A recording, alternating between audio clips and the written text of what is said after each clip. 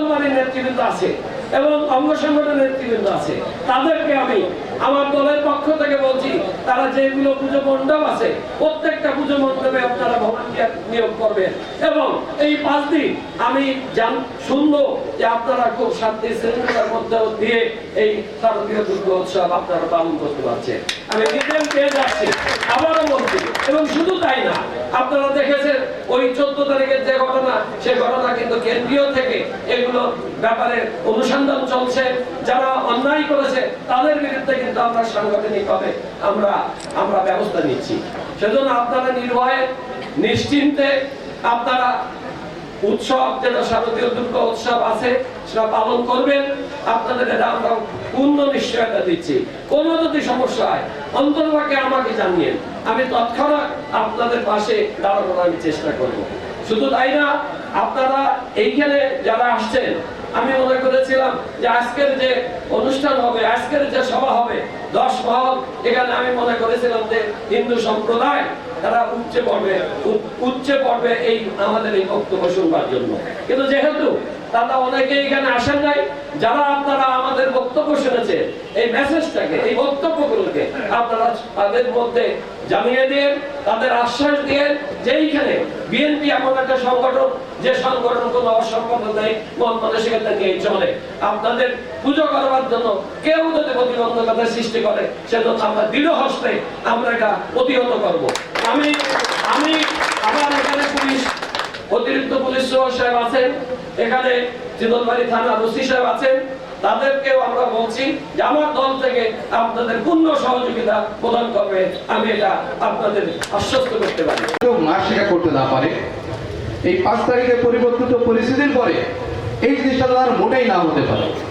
তো আমাদের পুলিশের পক্ষ থেকে আমার অফিসার ইনচার্জ আছে, আমি বলবো, আমার বিট অফিসার আছে, যে প্রত্যেকটা মণ্ডপ কেন্দ্রে আমাদের স্বেচ্ছাসেবী যে সংগঠন থাকবে, প্রতি মাস শুরু হওয়া থেকে আপনারা তাদের, আমাদের কাছে তালিকা থাকবে, নাম্বার থাকবে, যে বাইটাতে যেন কে একজন থাকে। যে এখান থেকে আমরা মেসেজটা দিতে চাই, যে বাগেরহাট জেলা পুলিশের পক্ষ থেকে বলতে চাই যে অন্যান্য বারের থেকে আমাদের নিরাপত্তা ব্যবস্থা, নজরদারি এটা আরো বেশি সার্বিকভাবে, ব্যাপকভাবে থাকবে।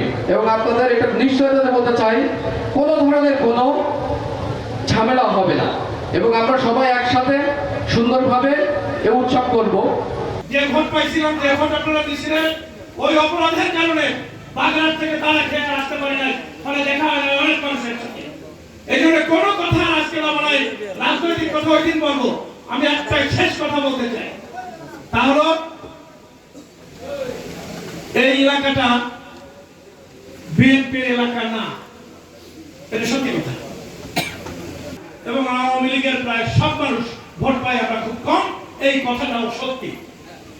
আমরা এই সত্যির উপরে দাঁড়ায় বলতে চাই, কে আওয়ামী লীগ পার্সোনাল কে করেন নাই, এটি আমাদের কাছে এখন গুরুত্ব বহন করে না। আপনারা সবাই বাংলাদেশের নাগরিক, বেগম খালেদা জিয়া এবং তারেক রহমানের ভালোবাসা দিয়ে আপনাদেরকে আমরা কাছে করতে চাই।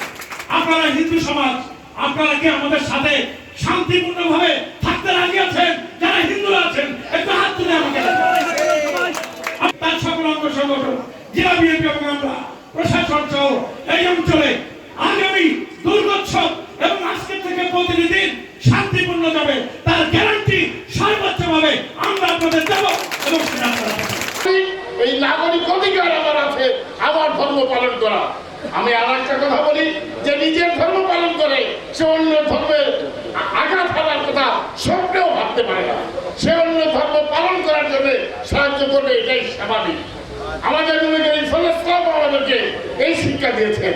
প্রিয় ভাইরা, আমার আরেকটা ভিডিও আছে বলে আমি একটু শৃঙ্খলা ভঙ্গ করে আগে বলেছি, এর জন্য আমাকে ক্ষমা করবেন। আপনারা আপনাদের অনুষ্ঠান পরিচালনা করবেন, সুন্দরভাবে করবেন। আল্লাহ যদি আমাদের হায়াতে রাখে, আমি চেষ্টা করবো আপনাদের অনুষ্ঠানে এসে অন্তত একদিন নাড়ু খেয়ে যেতে পারি, সেই দোয়া আপনারা করেন। সবাইকে ধন্যবাদ।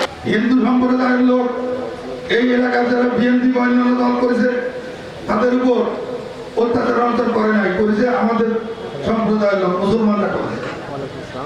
আমরা তাদের সাথে আইনে বলবো, আইন আমরা হাতে তুলে দেবো না। আপনারা এই শারদীয় দুর্গাপূজা উপলক্ষে আপনাদেরকে আমি একটি কথা বলতে চাই যে আপনারা দেশের নাগরিক, আপনারা শক্ত হয়ে দাঁড়ান। আপনার অনুষ্ঠান, আপনার উৎসব আপনি করবেন, আমরা আপনাদেরকে সহযোগিতা করব। আপনি ভাববেন না যে আপনার উৎসব করলে আপনাকে কেউ কথা দেবে, আপনার এই উৎসব বন্টন করে দিতে পারে, এরকম কোনো সুযোগ নেই। আমার জেলার আহ্বায়ক সাহেব আছেন, এই 5 তারিখে একটা সরকার পরিবর্তনের মাধ্যমে আপনারা একটু নিজেদেরকে সংশয়ের ভিতরে রেখেছেন। এটা দূর করার জন্য আমাদের আহ্বায়ক সাহেব চিতলমারী উপজেলা বিএনপিকে যে নির্দেশনা দেবে, এখানের এই অনুষ্ঠান, আপনাদের এই অনুষ্ঠান সুন্দরভাবে সম্পন্ন করার জন্য উনি দলকে নির্দেশনা দেবেন। তারা আপনাদেরকে সার্বক্ষণিক সেই ব্যাপারে সহযোগিতা করবে। আমরা আপনাদের সাথে আছি, ইনশাআল্লাহ আপনাদের সাথে এই উৎসবের মাঝে আবার দেখা হবে।